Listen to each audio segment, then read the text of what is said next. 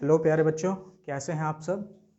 आशा करता हूँ आप सब अच्छे होंगे और अपनी पढ़ाई को कंटिन्यू रख रहे होंगे और अपने चैनल अभिषेक बायोलॉजी को आप सब देख रहे होंगे और इससे एक कॉन्सेप्चुअल बेस्ड लर्निंग को कंटिन्यू कर रहे होंगे। बच्चे, हमने अपनी पिछली जो वीडियो थी उसमें डिस्कस किया था न्यूलैंड्स लॉ ऑफ ऑक्टेव, है ना। Because we are discussing the journey of the classification, कैसे हम फाइनली मॉडर्न पीरियोडिक टेबल तक पहुँचे। तो उसमें हम जो अटेम्प्ट्स हैं क्लासिफिकेशन के, प्रीवियस 2 अटेम्प्ट्स हम डिस्कस कर चुके हैं, जिसमें हमने डॉबर्नियर ट्रायड्स को डिस्कस कर लिया था, न्यूलैंड्स के लॉ ऑफ ऑक्टेव को डिस्कस कर लिया था। अब हम जो थर्ड, जो बहुत ही एक तरीके से आप कह सकते हो ब्रेक थ्रू अटैम्प्ट था इन दी क्लासिफिकेशन ऑफ एलिमेंट्स, उसको डिस्कस करने जा रहे हैं। जो थर्ड एक तरीके से मेजर अटैम्प्ट था एलिमेंट्स के क्लासिफिकेशन को, उसको डिस्कस करते हैं।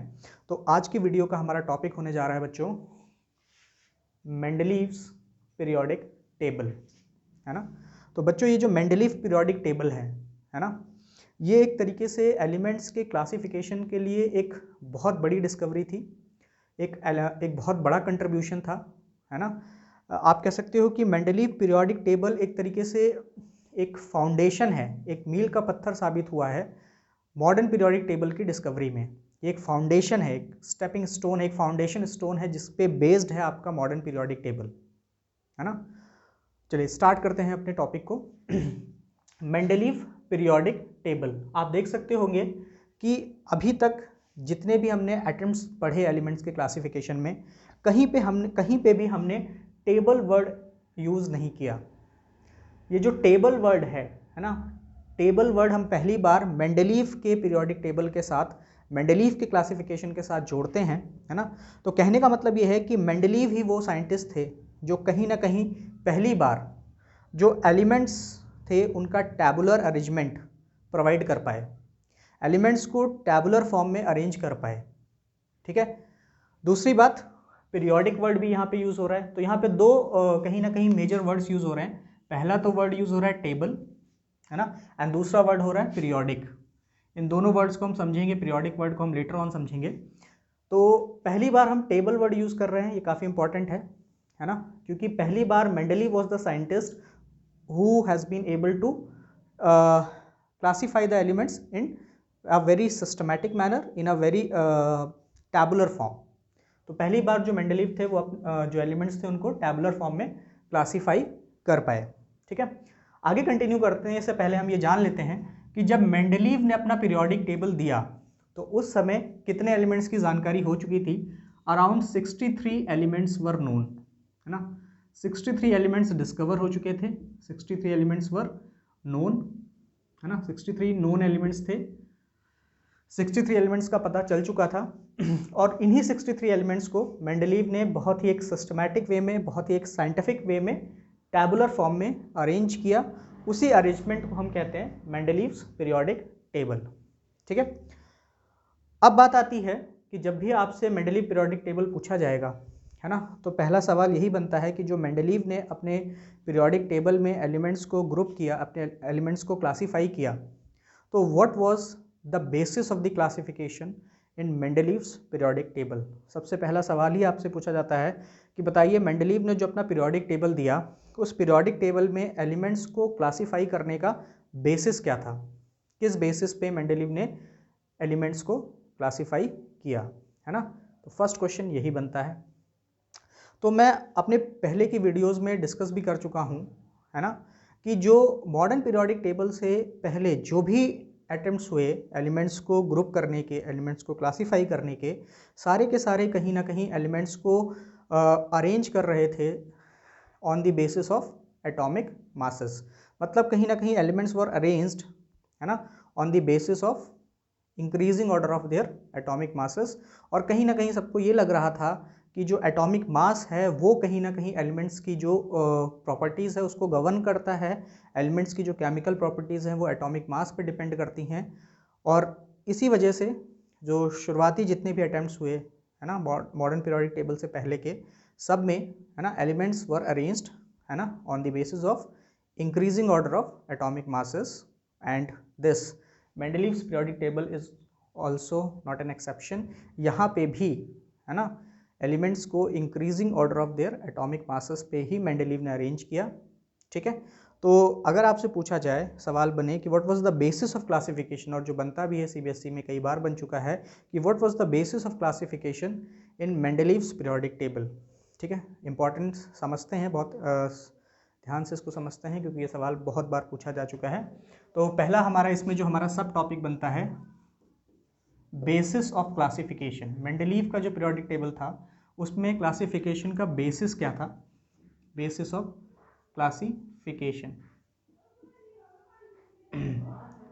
तो क्लासिफिकेशन का जो फर्स्ट बेसिस था मेंडलीव के पीरियोडिक टेबल में वो क्या था, increasing order of atomic masses, है ना, increasing order of atomic masses. यहाँ पे जो एलिमेंट्स अरेंज हुए थे वो एटॉमिक मास के बढ़ते हुए क्रम में उन्होंने भी एलिमेंट्स को अरेंज किया था, है ना, increasing order of atomic masses में एलिमेंट्स को रखा था। तो पहला जो बेसिस होगा वो क्या होगा, increasing order of atomic masses.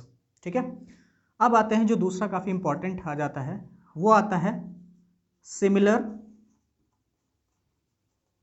Chemical properties, है ना।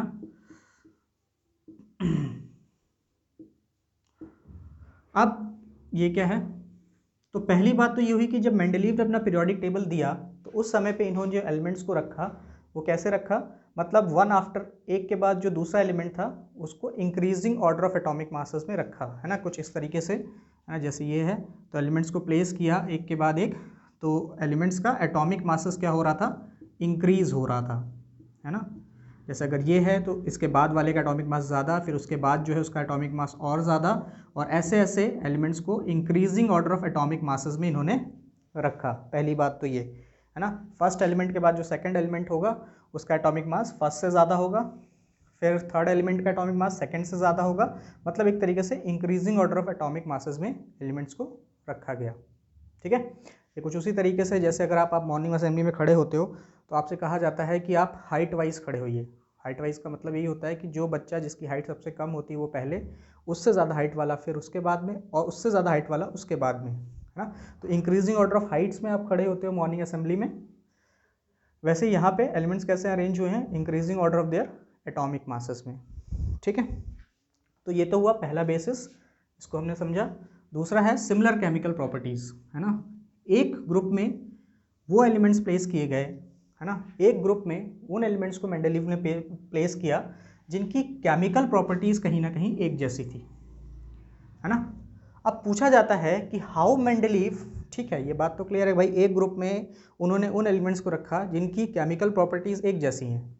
तो अब सवाल ये उठता है कि भाई मेंडलीव ने केमिकल प्रॉपर्टीज़ का पता कैसे लगाया, है ना। क्वेश्चन पूछा जाता है how Mendeleev determined the chemical properties, है ना। तो केमिकल प्रॉपर्टीज़ को डिटरमाइन करने के लिए, है ना, एलिमेंट्स को ग्रुप करने के लिए उन्होंने केमिकल प्रॉपर्टीज़ के बेसिस पे ग्रुपिंग करी। जिन एलिमेंट्स की केमिकल प्रॉपर्टी सिमिलर थी, कहीं ना कहीं काफ़ी मिलती जुलती थी, है ना, उनको उन्होंने अपने एक ग्रुप में, सेम ग्रुप में प्लेस किया। ठीक है, अब केमिकल प्रॉपर्टीज़ को डिटरमाइन करने के लिए व्हाट ही डिड, है ना, जैसे मान लीजिए आपके कोई 4 एलिमेंट्स हैं A B C D। अब मेंडलीव को, है ना, इनको क्लासीफाई करना है, इनको ग्रुप करना है ना। तो मेंडलीव को देखना था कि भाई इनमें से किन किन को एक ग्रुप में प्लेस किया जाए, है ना। तो जो एक जैसी केमिकल प्रॉपर्टीज रख रहे होंगे मेंडलीव उनको क्या करेंगे, एक ग्रुप में प्लेस कर देंगे। अब इनमें से कौन एक जैसी प्रॉपर्टी शो कर रहा है, एक जैसी केमिकल रिएक्शंस दे रहा है, इसके लिए उन्होंने क्या किया, इसके लिए व्हाट ही डिड, है ना, ही रिएक्टेड, है ना, दीज एलिमेंट्स विद 2 एलिमेंट्स, है ना, इन एलिमेंट्स को 2 एलिमेंट्स के साथ रिएक्ट कराया, और वो 2 एलिमेंट कौन थे, ऑक्सीजन एंड हाइड्रोजन, है ना। एलिमेंट्स की केमिकल प्रॉपर्टीज को डिटरमाइन करने के लिए, उनके केमिकल बिहेवियर को जानने के लिए उन्होंने जो भी एलिमेंट्स जिनको क्लासीफाई करना है उनका रिएक्शन कराई, किसके साथ, ऑक्सीजन के साथ उनको रिएक्ट कराया और हाइड्रोजन के साथ रिएक्ट कराया। अब कई बार सवाल यही पूछा जा सकता है कि भाई why Mendeleev reacted these elements with oxygen and hydrogen only, है ना। तो आप जानते हो कि ये जो एलिमेंट्स हैं, है ना, इनसे ही क्यों रिएक्ट कराया, because these elements are highly reactive, है ना। ये जो एलिमेंट हैं ये आपके क्या हैं, बहुत ज़्यादा हाईली रिएक्टिव एलिमेंट आते हैं और एटमॉस्फेयर में काफ़ी, है ना, काफ़ी लार्ज अमाउंट में अवेलेबल हैं और कहीं ना कहीं ये काफ़ी रिएक्टिव हैं और सबके साथ रिएक्ट कर लेते हैं, है ना। ये कुछ उस तरीके से हैं कि सबके साथ जुड़ जाते हैं। रिएक्ट होने का मतलब कि सबके साथ कहीं ना कहीं कंबाइन हो जाते हैं। तो इनका हिसाब किताब ये है कि जो भी प्यार से मिला हम उसी के हो लिए, है ना। तो इनको जो भी मिलेगा सबके साथ रिएक्ट कर लेंगे, किसी के साथ कोई भेदभाव नहीं है, सबके साथ इनका भाईचारा है। तो जो मिलता है ये उसके साथ रिएक्ट कर जाते हैं, है ना। तो ये दे आर एटमॉस्फेयर में काफ़ी लार्ज अमाउंट में अवेलेबल हैं। ये गैसेस आप जानते हो और काफ़ी रिएक्टिव गैसेस भी होती हैं, तो कहीं ना कहीं सबके साथ ये रिएक्ट कर लेती हैं, है ना। ये पंखों वाली मैया है, इन्होंने सबको गोद लिया है ना, कोई भेदभाव नहीं करती, जो भी एलिमेंट है सबके साथ रिएक्ट कर लेती हैं। ठीक, अब आपको ये भी पता होगा कि भाई जब, है ना, जब कोई element A B C D इनमें से कोई भी, है ना, जब ऑक्सीजन से रिएक्ट करेंगे, है ना, तो ये क्या बनाएंगे, ऑक्साइड बनाएंगे। ठीक, ऑक्साइड, है ना, जैसे ए की ऑक्साइड, बी की ऑक्साइड, सी रिएक्ट करेगा तो सी ऑक्साइड, डी रिएक्ट करेगा तो डी ऑक्साइड, है ना, ये ऑक्साइड्स बनाएंगे। ऐसे ही, है ना, अगर ये एलिमेंट हाइड्रोजन से रिएक्ट करेंगे तो हाइड्राइड बनाएंगे। अभी मैं एक एग्जांपल देके इसको समझा भी दूंगा। तो यहाँ पे पहले हमें समझना है, ठीक है, कि मेंडलीव ने किया क्या, केमिकल प्रॉपर्टीज़ को कैसे डिटरमाइन किया। तो जो भी एलिमेंट्स थे जिनको उन्हें क्लासीफाई करना था उनको रिएक्ट करवाया ऑक्सीजन और हाइड्रोजन से। ऑक्सीजन और हाइड्रोजन से क्यों रिएक्ट कराया, because they are very highly reactive, है ना, काफ़ी हाईली रिएक्टिव हैं और कहीं ना कहीं सबके साथ रिएक्ट कर लेते हैं। और जब ऑक्सीजन किसी के साथ रिएक्ट करेगा, है ना, तो ऑक्साइड बनाएगा, रिस्पेक्टिव ऑक्साइड बनाएगा, और हाइड्रोजन जब रिएक्ट करेगा तो हाइड्राइड बनाएगा। ठीक है, ये हुई बात, अभी बात खत्म नहीं हुई, है ना। जब भी कोई एलिमेंट ऑक्सीजन के साथ रिएक्ट करेगा, ऑक्साइड बनाएगा, तो जाहिर सी बात है उस ऑक्साइड का एक फॉर्मूला होगा, है ना, एक ऑक्साइड का फॉर्मूला होगा। जैसे सोडियम ऑक्साइड Na2O फॉर्मूला होता है, मैग्नीशियम ऑक्साइड उसका फॉर्मूला MgO होता है ना। वैसे ही जब हाइड्रोजन के साथ, है ना, कोई एलिमेंट रिएक्ट करेगा तो वो अपनी हाइड्राइड बनाएगा। ठीक है, जैसे अगर मैग्नीशियम ही रिएक्ट करेगा तो क्या बनाएगा, MgS2 बनाएगा। ठीक है, अगर सोडियम रिएक्ट करता है हाइड्रोजन के साथ तो सोडियम हाइड्राइड बनाएगा, उसका फॉर्मूला क्या होगा, NaH होगा। तो कहने का मतलब है कि जब एलिमेंट्स ये एलिमेंट जब ऑक्सीजन के साथ रिएक्ट करेंगे तो ऑक्साइड का फॉर्मेशन करेंगे, और हाइड्रोजन के साथ करेंगे तो हाइड्राइड का फॉर्मेशन करेंगे।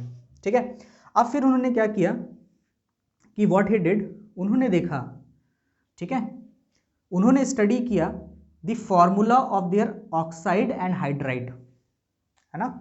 सिमिलर केमिकल प्रॉपर्टीज को देखने के लिए उन्होंने ये देखा कि कौन से वो एलिमेंट हैं जिनकी ऑक्साइड्स और हाइड्राइड का फॉर्मूला सेम आ रहा है।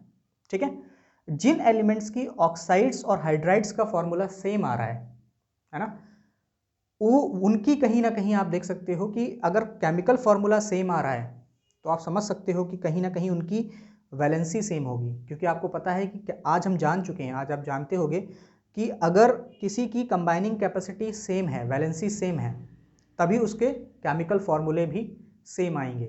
ठीक है, अभी मैं करके भी दिखाता हूँ। तो उन्होंने क्या किया कि ऑक्साइड और हाइड्राइड बनाया, फिर क्या देखा कि किन एलिमेंट्स की ऑक्साइड्स और हाइड्राइड्स का फॉर्मूला सेम आ रहा है। जैसे यहाँ पे एक हम करते हैं, फिर हम एक रियल एग्जांपल लेके चलेंगे। जैसे मान लीजिए ए को जब उन्होंने ऑक्सीजन से रिएक्ट कराया तो ए की ऑक्साइड का फॉर्मूला मान लीजिए कुछ ऐसा बना, है ना, A2O। ठीक है, जब बी को रिएक्ट कराया तो फॉर्मूला कुछ मान लीजिए ऐसा बना, BO। सी को रिएक्ट कराया तो मान लीजिए फॉर्मूला बना C2O, और डी को रिएक्ट कराया तो मान लीजिए फॉर्मूला बना DO। ठीक है, तो आप देख सकते हो कि आप यहाँ पे देख सकते हो कि भाई किसकी हाइड्राइड्स का फॉर्मूला सेम आ रहा है। आप देख सकते होगे किसकी, सॉरी, ऑक्साइड का फॉर्मूला सेम आ रहा है क्योंकि हमने ऑक्सीजन के साथ रिएक्ट कराया।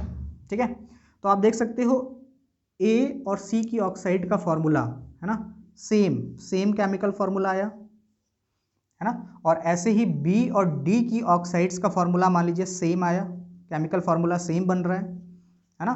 तो अब वो क्या करेंगे, है ना, अब वो क्या करेंगे, उन्होंने क्या किया कि देखा भाई इनकी ऑक्साइड्स का और फॉर्मूला सेम आया है, तो जिनकी ऑक्साइड का फॉर्मूला सेम आया है उनको एक ग्रुप में, मान लीजिए इन्होंने कोई ग्रुप क्रिएट किया, ये ग्रुप ए है और ये ग्रुप बी है मान लीजिए फॉर एग्जांपल, है ना। तो ग्रुप ए में वो किसको रख देंगे, या इसको हम ए बी ना कह के मान लो ये ग्रुप फर्स्ट है, ये ग्रुप सेकंड है। तो किसकी किसकी ऑक्साइड्स का फॉर्मूला यहाँ पे सेम आ रहा है, ए की ऑक्साइड और सी की ऑक्साइड सेम है। अगर इनका ऑक्साइड का फॉर्मूला सेम है तो कहीं ना कहीं इनके रिएक्टिविटी सेम है ना, इनकी कहीं ना कहीं वैलेंसी सेम है, बिकॉज फार्मूला सेम तभी आता है, आज हम जानते हैं कि जब वैलेंसी सेम होंगी। अभी मैं रियल एग्जांपल लेकर के भी इसको समझा दूंगा, ठीक है। तो आप देख सकते हो यहाँ पे ए और सी की ऑक्साइड का फॉर्मूला सेम आ रहा है, तो हम यहाँ पे लिख देंगे ए और सी को एक ग्रुप में रख देंगे, ठीक। ऐसे ही आप यहाँ पे देखो बी और डी की ऑक्साइड का फॉर्मूला सेम आया, तो सेकंड ग्रुप में आप किसको रख दोगे, बी और डी को रख दोगे। कहने का मतलब है कि इन्होंने जिन भी एलिमेंट को क्लासिफाई करना था उनको ऑक्सीजन से रिएक्ट कराया, ठीक है। ऑक्सीजन से रिएक्ट करा करके जब भी कोई एलिमेंट ऑक्सीजन से रिएक्ट करेगा तो वह एक ऑक्साइड बनाएगा, उस ऑक्साइड का कोई फॉर्मूला होगा, है ना। हर केमिकल कंपाउंड का एक केमिकल फॉर्मूला होता है, उस केमिकल फॉर्मूला को उन्होंने स्टडी किया, ठीक है। और वो एलिमेंट्स जिनकी ऑक्साइड्स और हाइड्राइड्स का फॉर्मूला सेम था, कहीं ना कहीं आप जानते हो अगर उनकी ऑक्साइड और हाइड्राइड्स का फॉर्मूला सेम है तो उनकी वैलेंसी सेम होंगी, है ना। तो जिनकी ऑक्साइड्स और हाइड्राइड्स का फॉर्मूला सेम आया मतलब कहीं ना कहीं उनका केमिकल बिहेवियर सेम है, उनके रिएक्ट करने का तरीका सेम है ना। तो उन एलिमेंट्स को उन्होंने एक ग्रुप में प्लेस किया, ठीक है, एक साथ प्लेस किया। जैसे फॉर एग्जांपल हमने एक एग्जांपल लेके देखा यहाँ पे कि ए और सी की ऑक्साइड का फॉर्मूला सेम आया, देखिए बिल्कुल सेम फॉर्मूला है A2O C2O, तो ए और सी को एक साथ रख दिया। बी और डी की ऑक्साइड का फॉर्मूला सेम आया है, देखिए, है ना, तो हमने इनको एक ग्रुप में रख दिया, ठीक है। तो अब आपसे अगर पूछा जाए, ठीक है, ये तो हमने आप समझ लिया, ठीक, कि हाउ, ये क्वेश्चन पूछा जाता है, कई बार पूछा है कि how Mendeleev determined the chemical properties, है ना, ऑफ द एलिमेंट्स, है ना। आपने ये तो बोल दिया कि सिमिलर केमिकल प्रॉपर्टीज के बेसिस पर अरेंज किया, लेकिन केमिकल प्रॉपर्टीज कैसे उन्होंने पता लगाई, कैसे डिटरमाइन करी। तो in order to determine the chemical properties what Mendeleev did, है ना, ही, है ना, कंबाइंड या रिएक्टेड द एलिमेंट्स, जिनको भी क्लासिफाई करना था, he reacted the elements with, he reacted, अगर आपसे पूछा जाए तो आप लिख दोगे he reacted the elements, ठीक, reacted the elements with oxygen and hydrogen, है ना, हाइड्रोजन से रिएक्ट कराया and studied the formula of their hydrides, sorry पहले ऑक्सीजन के साथ रिएक्ट किया है तो ऑक्साइड बनाएगा, formula of their oxides and hydrides, ठीक है, हाइड्राइड्स रिस्पेक्टिवली, ठीक। उसके बाद उन्होंने क्या किया, दोज एलिमेंट्स हु हैव, वो एलिमेंट, दोज एलिमेंट्स यहाँ रह गया, those elements who showed similar formula of oxides या हाइड्राइड्स, अगर ऑक्सीजन के साथ फॉर्मूला सेम आ रहा है तो हाइड्रोजन के साथ भी सेम आएगा, है ना, क्योंकि अगर फॉर्मूला तभी सेम आता है जब वैलेंसी सेम होती है, ठीक। तो those element who showed similar formula of oxides या hydrides are placed in same group. तो एक ग्रुप में उन्होंने किन एलिमेंट को शो किया, जिन एलिमेंट की ऑक्साइड्स और हाइड्राइड्स का फॉर्मूला सेम था। ठीक है, तो ये तो बात हुई। हाउ मेंडलीव, अगर क्वेश्चन पूछा जाए कि how Mendeleev determined the chemical properties of elements, पूछा जाता है, कई बार बोर्ड में पूछा गया है। ठीक है, तो बहुत इंपॉर्टेंट क्वेश्चन हो जाता है। अब अभी तो मैंने आपको एक हाइपोथेटिकल एग्जांपल से एक है ना समझाया था, अब मैं एक रियल लाइफ एग्जांपल ले करता हूँ, रियल में एक एलिमेंट्स लेता हूँ और उससे समझाता हूँ कि मेंडलीव ने कैसे इस चीज़ को अचीव किया होगा, है ना, कैसे फार्मूलाज को डिटरमाइन किया होगा हाइड्राइड्स और ऑक्साइड्स की। जैसे मान लीजिए आप मेंडलीव हो और आपको मैं कुछ एलिमेंट्स देता हूँ, है ना, जैसे मान लीजिए मैं आपको कुछ एलिमेंट्स देता हूँ। ठीक है, जैसे मान लीजिए मैंने आपको एक एलिमेंट दिया, चलो यहाँ पे देता हूँ, जैसे मान लीजिए मैंने आपको दे दिया एक एलिमेंट सोडियम, एक एलिमेंट दे दिया मैग्नीशियम, एक एलिमेंट दे दिया पोटेशियम और एक एलिमेंट दे दिया कैल्शियम। ठीक, अब इनमें से, इन चारों में से अगर आप मेंडलीव हो, है ना, आप मेंडलीव की जगह हो तो आपको क्या प्रोसेस अपनाना है केमिकल प्रॉपर्टीज़ को डिटरमाइन करने के लिए। तो मेंडलीव ने क्या प्रोसेस यूज़ किया केमिकल प्रॉपर्टीज़ को डिटरमाइन करने के लिए। तो आपसे मैं ये बोलूँ कि भाई इन चारों एलिमेंट्स में को आपकी, इन चारों एलिमेंट की आपको ग्रुपिंग करनी है, तो भाई ग्रुपिंग उन्हीं की करोगे ना, है ना, एक ग्रुप में उनको रखोगे जिनकी केमिकल प्रॉपर्टीज सेम होंगी, है ना। अब अगर आप से मैं बोलूँ कि भाई सोडियम के साथ किसको ग्रुप करोगे, मैग्नीशियम के साथ कैल्शियम को ग्रुप करोगे या पोटेशियम को ग्रुप करोगे, तो आप कैसे करोगे, आप इनकी केमिकल प्रॉपर्टीज डिटरमाइन करोगे। और मेंडलीव ने क्या कहा, मेंडलीव ने केमिकल प्रॉपर्टीज कैसे डिटरमाइन करी, इन्होंने मेंडलीव ने इन एलिमेंट्स को ऑक्सीजन के साथ रिएक्ट कराया और हाइड्रोजन के साथ रिएक्ट कराया। ऑक्सीजन के साथ जब कोई एलिमेंट रिएक्ट करेगा तो ऑक्साइड बनाएगा, हाइड्रोजन के साथ रिएक्ट करेगा, ठीक है, तो ऑक्साइड बनाएगा। और वो एलिमेंट्स जिनकी ऑक्साइड्स और हाइड्राइड्स का फॉर्मूला सेम होगा, सिमिलर होगा, है ना, उनको उन्होंने एक ग्रुप में रखा। ठीक है, तो अब आपको क्या करना है, अगर आप इन मेंडलीव की जगह होंगे तो आपको इनकी ऑक्साइड्स, इनको ऑक्सीजन से रिएक्ट कराना है ना। इन एलिमेंट्स को, इनकी सिमिलर केमिकल प्रॉपर्टीज को डिटरमाइन करने के लिए you have to react them with, है ना, विद, अब या तो आप ऑक्सीजन से रिएक्ट कराओ, ठीक है, या तो आप हाइड्रोजन से रिएक्ट कराओ। ठीक, ऑक्सीजन से रिएक्ट करेगा तो क्या बनाएगा, कोई भी कंपाउंड जब ऑक्सीजन से रिएक्ट करेगा तो वो ऑक्साइड कहलाएगा। ठीक है, कंपाउंड जो बनेगा। जब कोई एलिमेंट हाइड्रोजन से रिएक्ट करेगा तो उससे जो कंपाउंड बनेगा उसको आप हाइड्राइड कहोगे।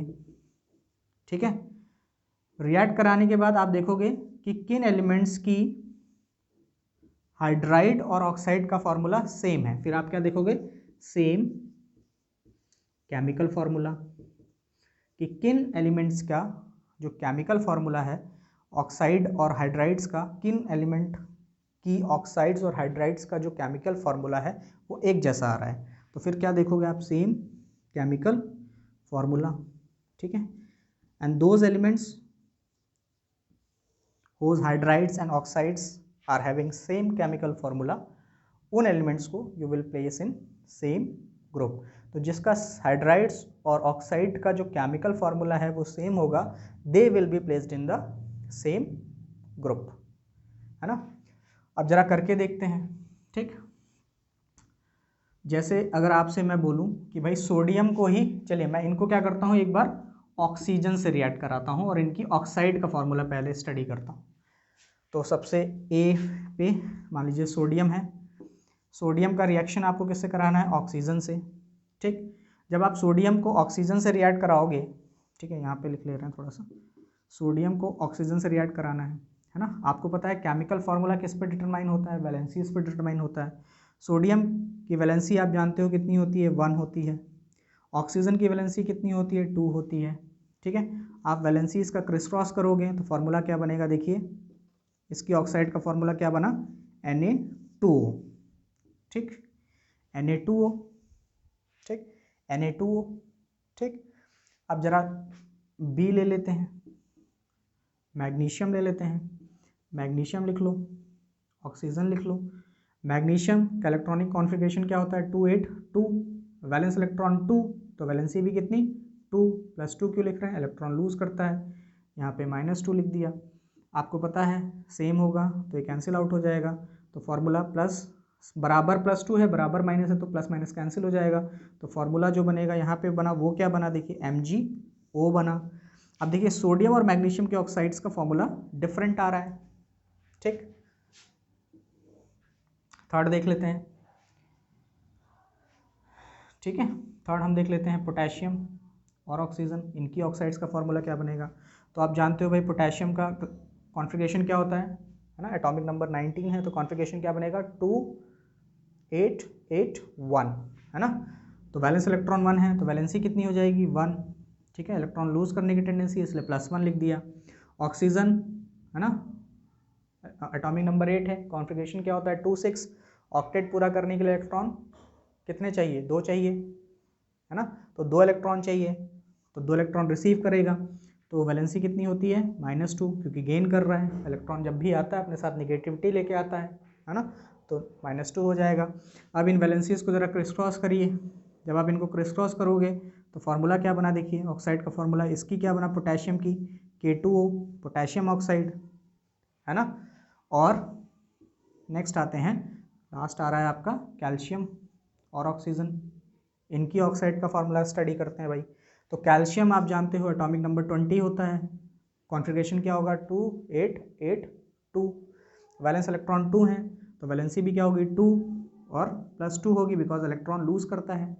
ऑक्सीजन क्या करेगा, 2 इलेक्ट्रॉन गेन करेगा हमेशा अपना ऑक्टेट पूरा करने के लिए, है ना। तो इसका क्या हो जाएगा -2, सेम प्लस है सेम माइनस है तो कैंसिल आउट कर देंगे, है ना। तो फॉर्मूला क्या बन गया देखिए CaO, है ना। तो अब आप देखिए कि किसकी किसकी, है ना, ऑक्साइड्स का फॉर्मूला सेम आ रहा है। तो देखिए सोडियम की ऑक्साइड और पोटेशियम की ऑक्साइड का फॉर्मूला बिल्कुल सेम आ रहा है, ठीक। सोडियम की ऑक्साइड और पोटेशियम की ऑक्साइड क्यों सेम आया है, आप कहीं ना कहीं देख सकते हो, सोडियम की और पोटेशियम की वैलेंसी सेम है, वैलेंस इलेक्ट्रॉन सेम है।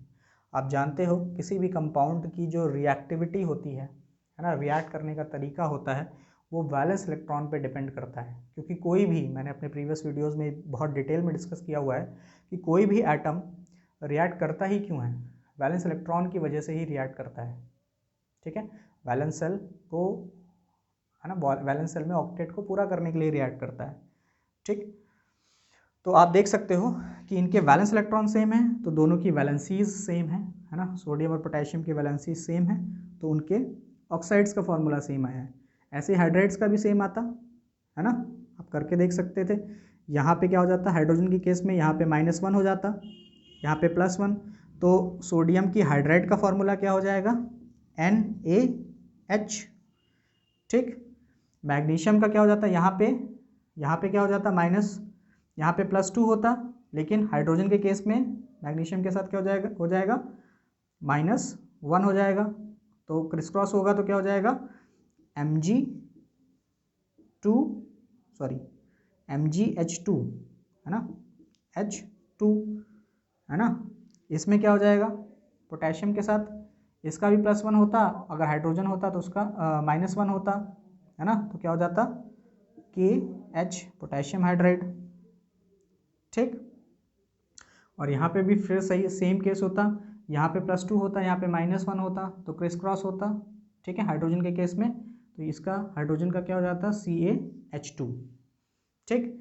तो आप खुद देख सकते हो कि कौन से ऐसे 2 एलिमेंट्स हैं जिनकी ऑक्साइड्स और हाइड्राइड्स का फॉर्मूला सेम है। आप देख सकते हो सोडियम की ऑक्साइड और पोटेशियम की ऑक्साइड और हाइड्राइड का फॉर्मूला सेम है, और मैग्नीशियम की ऑक्साइड और हाइड्राइड का फॉर्मूला किसके साथ सेम आ रहा है, पोटेशियम की ऑक्साइड और पोटेशियम की हाइड्राइड के साथ सेम आ रहा है ना। तो ये दो जो हैं, है ना, इन दोनों का एक साथ कॉम्बिनेशन बन रहा है ना, ठीक। Similar formula of their oxides and hydrides, ठीक है। ऑक्साइड्स का फॉर्मूला Na2O, K2O, हाइड्राइड का फॉर्मूला NaH, KH, है ना, सिमिलर है एक तरीके से। ऐसे ही आप देखो, है ना, ये किसके साथ सेम फॉर्मूला शो कर रहा है, इसके साथ शो कर रहा है। ठीक, तो अगर आप है ना मेंडलीव की जगह होते या मेंडलीव होते तो मेंडलीव ने क्या किया था वही आपको भी करना है। यहाँ पे सिमिलर केमिकल प्रॉपर्टीज आपको पता चल चुकी हैं किसकी किसकी सिमिलर हो गई। तो सोडियम और पोटेशियम का बिहेवियर रिएक्टिविटी सेम है, तो सोडियम और पोटेशियम को सेम ग्रुप में रखते हैं, सेम ग्रुप में, और इसमें किसको किसको रखते हैं, मैग्नीशियम और कैल्शियम को सेम ग्रुप में रखते हैं। तो अगर हम ग्रुप क्रिएट करें है ना, तो कौन कौन से एक ग्रुप में कौन कौन से एलिमेंट आ जाएंगे है ना। इसको मैं थोड़ा सा रब कर देता हूँ यहाँ से। अब ये हो गया।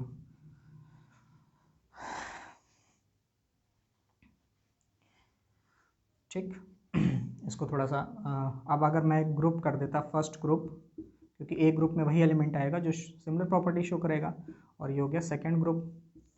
तो फर्स्ट ग्रुप में आप किसको किसको शो करोगे, सोडियम और पोटेशियम को एक ही साथ रखोगे, एक ही साथ प्लेस करोगे, बिकॉज इनकी ऑक्साइड्स और हाइड्राइड्स का फॉर्मूला सेम आया है।